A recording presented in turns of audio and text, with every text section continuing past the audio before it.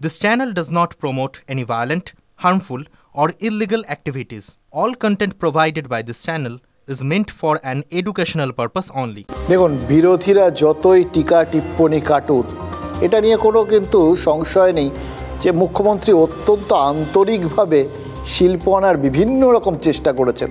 এতগুলো বিশ্ববঙ্গ বাণিজ্য সম্মেলন হলো, এতবার বিদেশে গেলেন, এগুলো তো চেষ্টারই অঙ্গ। এবং সত্যি কথা বলতে কি, যদি ক্ষতি কিছু হয়ে থাকে, হয়তো শুনলেন বিরোধীরাই যেটা বলছেন, ক্ষতি তো তৃণমূলেরই হয়েছে। তারা যদি একটা ইঁটও গাঁথা হতো, তারা তো সেই ইঁটের বিজ্ঞাপনটা নিয়েই সব ভোটারদের বাজারে যেতে পারতেন, লোকের কাছে গিয়ে, জনতার দরবারে গিয়ে বলতে পারতেন একটা ইঁট অন্তত গাঁথা হয়েছে। এবার বুঝতে পারছেন শিল্পটা শেষ হলো বলে, মানে জাস্ট তৈরি হওয়ার অপেক্ষা।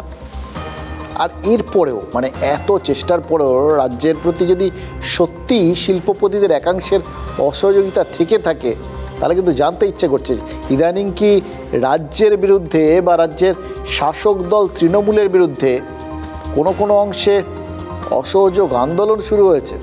এই দুদিন আগেই এটা কিন্তু পরপর আমরা শুনছি। এই এক মানে দুয়ে রাজনীতিতে কত হয় জানি না, জানেন তো, কিন্তু স্টিল মনে তো হচ্ছে যে অনেকগুলো দুই চারপাশে চোখের সামনে ভেসে বেড়াচ্ছে। যোগ করব না বিয়োগ করব সেটা আপনারাই ঠিক করুন। কিন্তু দুদিন আগেই পুলিশ প্রশাসনের বৈঠকে মমতা বন্দ্যোপাধ্যায় তো পুলিশের একাংশের বিরুদ্ধে ওই অসহযোগিতার অভিযোগ করেছিলেন বলে খবর শোনা গেছিল। এখন শোনা যাচ্ছে যে শিল্পপতিদের একটা অংশ অসহযোগিতা করছে। এবার আমলা, তাদের কেউ নাকি বিভিন্ন রকম কাণ্ড কারখানা করছে। তো এইরকম বিভিন্ন যা অভিযোগগুলো সবই একসঙ্গে পাওয়া গেলে তাতে তো কারোর যদি সত্যি ওই অসহযোগ আন্দোলনের কথা মনে পড়ে যায়, তাকে দোষ দেওয়া যাবে? আর দেখুন, এই পুলিশ, শিল্পপতি, এদের কাছে সহযোগিতা না পাওয়াটা কিন্তু রাজ্যের কাছে একটা সারপ্রাইজ এলিমেন্ট, চমক। কারণ এগুলো তো পাওয়ারই কথা ছিল। একটু খেয়াল করলে দেখবেন এরকম চমক আমাদের চারপাশে কিন্তু আরও অনেক রয়েছে, যে চমকগুলোর সঙ্গে আপনাদের পরিচয় করিয়ে দেবো আজকে। আর তার সঙ্গে কিছু কথাও তো বলবোই, যে কথাগুলো আজ না বললেই নয়।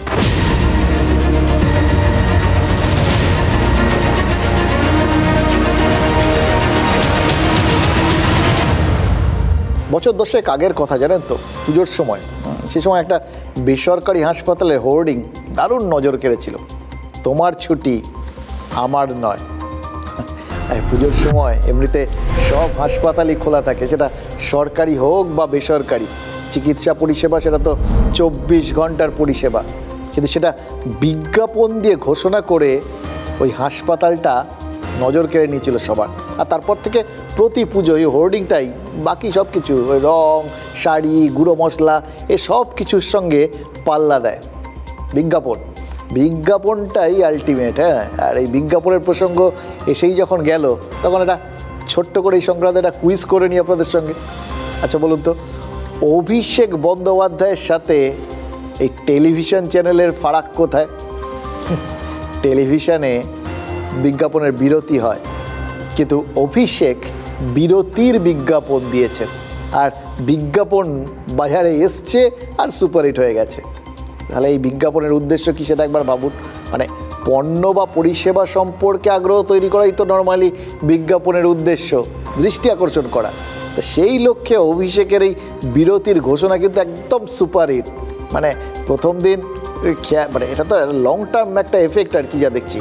প্রথম দিন রাজনৈতিক মহল তারা বিরতির ব্যাখ্যা করেছে, দ্বিতীয় দিন অভিষেকের ঘনিষ্ঠ মহল বিরতির ব্যাখ্যা দিয়েছে, আজ তৃতীয় দিন। এবার বিরতি বলতে ঠিক কি বলতে চেয়েছেন সেটা নিয়ে আজকে আবার দ্বন্দ্ব তৈরি হয়ে গেল। একরকম দুদিন ভেবেছেন, আজকে পুরো উল্টো একটা পরিস্থিতি। ফলে এখনও আগামী কয়েকদিন আবার সেই উল্টো পরিস্থিতিকে সোজা কীভাবে করা যায় সেটা নিয়ে চর্চা চলবে। এই চর্চাটাই তো চায় বিজ্ঞাপন। তাহলে সেই লক্ষ্যে মানে 100 কেন 200% সফল বলতে হবে।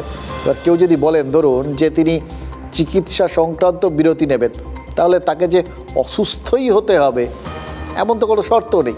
রুটিন মেডিকেল চেক আপের জন্য তো যে কেউ বিরতি নিতে পারেন, আপনি নেন, আমি নিই, আমরা নিই। কিন্তু যে কারণেই হোক, যিনি বিরতি নিয়েছেন, মানে চিকিৎসা সংক্রান্ত বিষয়টি তিনি যদি কাজ করতে শুরু করেন, তাহলে তো চোখ কপালে উঠবেই। এড়ানো যাবে? অভিষেক লিখেছেন বিরতি আর করছেন মিটিং। আমতলা পার্টি অফিসে অভিষেক দেখা করলেন ওই ডায়মন্ড হারবার লোকসভা কেন্দ্রের অধীনস্থ যারা বিধায়ক ছিলেন আর অন্যান্য তার যে ভোট ম্যানেজাররা ছিলেন তাদের সবার সঙ্গে মিটিং করলেন। এবার ডায়মন্ড হারবারে দেখুন 4 লক্ষ ভোটের ব্যবধানে জেতার লক্ষ্যমাত্রা নিয়ে নেমেছিলেন অভিষেক বন্দ্যোপাধ্যায়। টার্গেট ছিল তার যে গতবার কেউ ছাপিয়ে যাবেন, অনেকটা ছাপিয়ে যাবেন। তিনি ভেবেছিলেন 4 লক্ষ, সেখানে 7 লক্ষ ভোটে জিতেছেন, ফলে ট্রফি তো তার জেতা হয়ে গেছে, সব দিক থেকে ট্রফি জেতা হয়ে গেছে। এবার আজ আমতলার পার্টি অফিসে তাহলে ধরে নিতে হবে তিনি মেডেল বিলি করলেন, মানে যারা লিড এনে দিয়েছেন তাদের সাধুবাদ দিলেন। দেখুন কি বলা হয়, a captain is as good as his team. তার টিমের প্লেয়াররা যত ভালো, ক্যাপ্টেন তত ভালো। এবার আপনি যদি বলেন যে ম্যান অফ দ্য ম্যাচ কে, দেখুন তৃণমূলের যে ক্যাপ্টেন তিনিই ম্যান অফ দ্য ম্যাচ। এই 2019 বাদ দিয়ে প্রতি ভোটেই তাকে ম্যান অফ দ্য ম্যাচ বলে পোস্টার পড়ে কালীঘাটে। এবার গেম চেঞ্জার বলা হচ্ছে।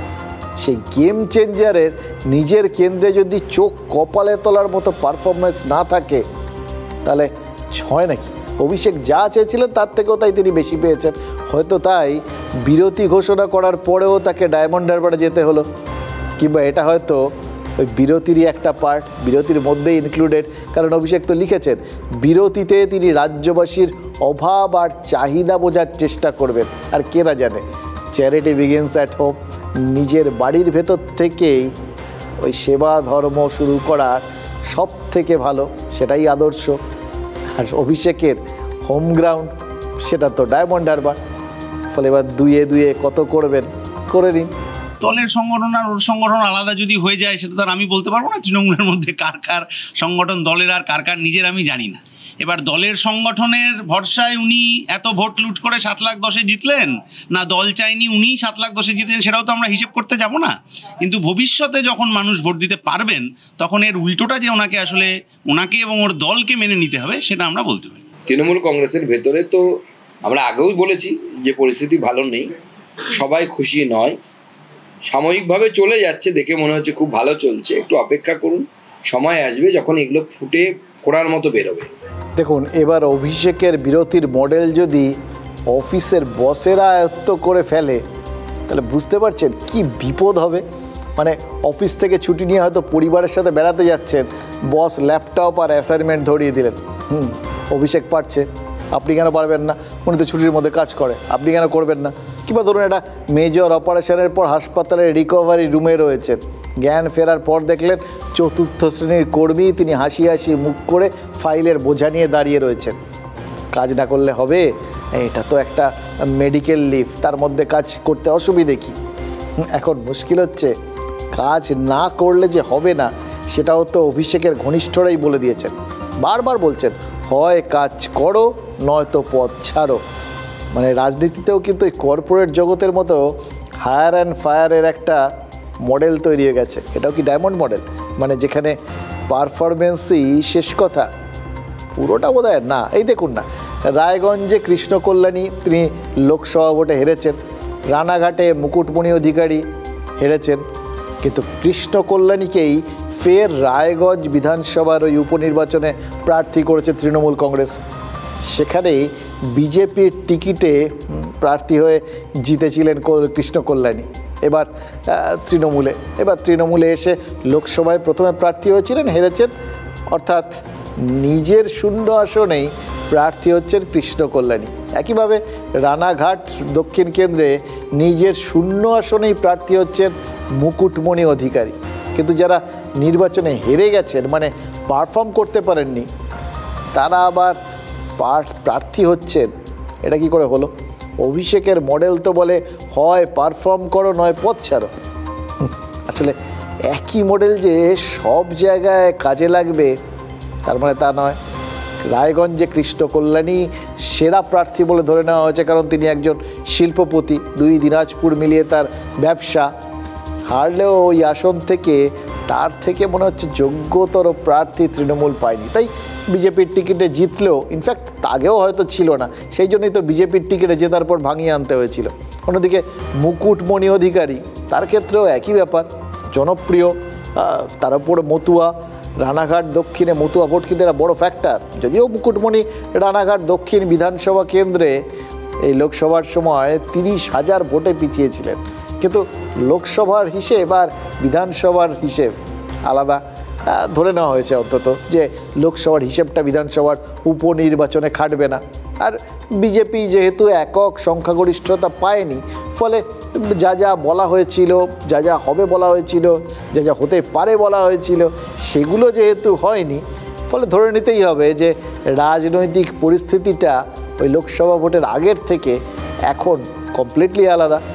ফলে সুতরাং অন্যরকম ভাবার কোনো চেষ্টাই তৃণমূল করেনি বোধহয়। একটা সাবোটেজ হয়েছে জেলা জুড়ে। আমাদের যে ভোট ব্যাংক ছিল তৃণমূল কংগ্রেসের, সেই ভোট ব্যাংকটাকে আমরা ভোট বাক্সে কনভার্ট করতে পারিনি। আমাদের যে সমন্বয়ের অভাব ছিল সেটাকে কাটিয়ে সকলে একসাথে লড়াইয়ের ময়দানে আমরা অলরেডি নেমে পড়েছি এবং আশাবাদী যে আমরা জয়যুক্ত হচ্ছি। যে বিজেপি দাঙ্গাবাজ, যে বিজেপি গোটা দেশটাকে এইভাবে ছাড়খাড় করে দিল, তাদের দল থেকে লোক ভানিয়ে এলে তৃণমূলের ক্যান্ডিডেট করতে হয় কেন? তৃণমূলের নিজেদের ক্যান্ডিডেট নেই, বা আরএসএস এর নির্দেশ আছে যে আমার লোকগুলোকেই তুমি ক্যান্ডিডেট করো, পরে পরিবেশ পরিস্থিতি বুঝে আমি তাদেরকে আবার ফিরিয়ে নিতে পারবো। আমি একজন দলের সচ্চা সিপাহী, একনিষ্ঠ কর্মী। দল আমাকে যে দায়িত্ব দেবে সেটা আমি অক্ষরে অক্ষরে পালন করব। দল আবার আমার পুরো আস্থা রেখেছে। এই কেন্দ্রগুলির বিধায়ক নির্বাচন করলে রাজ্য সরকার তার সঙ্গে সঙ্গতি রেখে এলাকার উন্নয়ন আরো ভালোভাবে করতে পারবে। আবার হারাবো তাদেরকে আমরা, অসুবিধা কি আছে? আমরা প্রার্থী তালিকা খুব তাড়াতাড়ি ঘোষণা করে দেবো। আমরা মিটিংয়ে বসবো এবং তারপরে সেটা দিল্লি পাঠানো হবে, খুব তাড়াতাড়ি প্রার্থী তালিকা ঘোষণা হবে। আচ্ছা, স্যাবোটেজ আর কমিউনিকেশন গ্যাপ বললেন মুকুটমণি অধিকারী, ঠিক কি বোঝাতে চাইলেন বলুন তো? মানে ভোটারের সঙ্গে নেতার কমিউনিকেশন গ্যাপ হয়েছে, নাকি দলের অন্দরেই কমিউনিকেশন গ্যাপ হয়েছে? দেখুন, এটা অনেক জায়গাতেই হয়েছে বলে তো তৃণমূলের প্রায় সব নেতাই সব নেতাকে সন্দেহ করছেন। তবে ওই সন্দেহটাই এক্ষেত্রে কিন্তু মুকুটমণি অধিকারীর ক্ষেত্রে বেনিফিট অফ ডাউট হয়ে গেছে। সেই জন্যই হয়তো ভাবা হয়েছে যে ওই একটা সন্দেহ ছিল, এবার নিশ্চয়ই হেরে যাওয়ার পর নিশ্চয়ই সবার চোখ খুলে গেছে, সুতরাং এবার আর ওই জিনিসটা হবে না। লোকসভা ভোট শেষ, এবার হয়তো স্যাবোটেজ, মিসকমিউনিকেশান এগুলো সব শেষ। কিন্তু এই একই ছাড়টা বাগদার বিশ্বজিৎ দাস তো পেলেন না। তার তো দেখে মনে হচ্ছে আমও গেল, ছালাও গেল। ছিলেন বিধায়ক বিজেপি ছেড়ে তৃণমূলে এসে প্রার্থী হলেন লোকসভায়, হয়ে লোকসভা ভোটে হারলেন বনগাঁয়।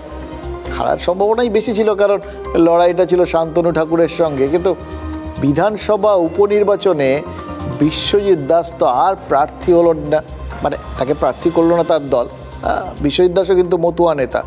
মতুয়া আসনে তার কপালে তাহলে শিখে ছিল না কেন? তিনি হেরে গেলেন কেন? মানে হেরে গেলেন টিকিট পাওয়ার দৌড়ে এমন একজনের কাছে যার নাম মতুয়া সমাজের কাছে আরও বড়, যদিও প্রার্থী বয়সে বিশ্বজিৎ দাসের থেকে ছোট। মতুয়া নেত্রী আর রাজ্যসভার সাংসদ মমতাবালা ঠাকুরের মেয়ে মধুপর্ণা, যিনি ওই কখন বিখ্যাত হলেন মনে আছে? ঠাকুরবাড়ির সেই অভ্যন্তরীণ রাজনীতিতে সেই নজর কেড়ে নিয়েছিলেন তিনি।